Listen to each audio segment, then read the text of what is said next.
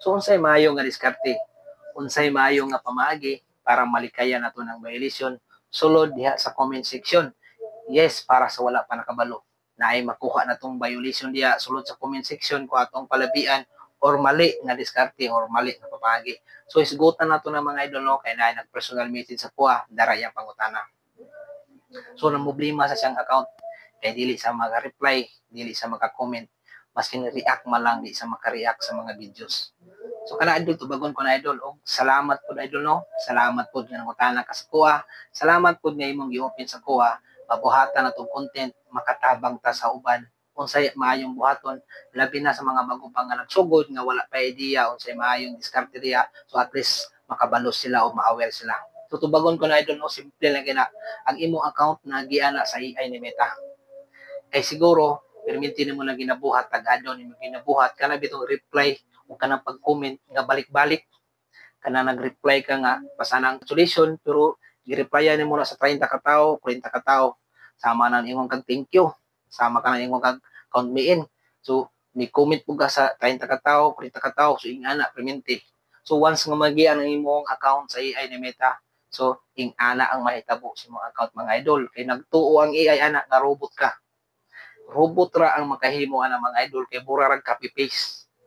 So tao man ta di man ta robot so kinahanglan kung mag-reply ta kung mag-comment ta lahi-lahi mga idol. Ayaw nyo iparehas perminti ingana kay mamoblema yung account kung palabian ninyo ma-restrict yung account. Kung kana bitaw mag-upload tag video, siyempre namo jud mo comment. Butang na to nga mo comment sa tuwa. Mga 70 ka comment sa to followers. So dili na to na siya pwede ra sa dahon ng comment tanan mga idol na time interval. Pasana mo reply ta, replyan na to mga 25 ka tawo, 30 ka tawo, pag man to reply na relax ta. Maghulat ta og isa ka oras ang pinaka-maximum ana.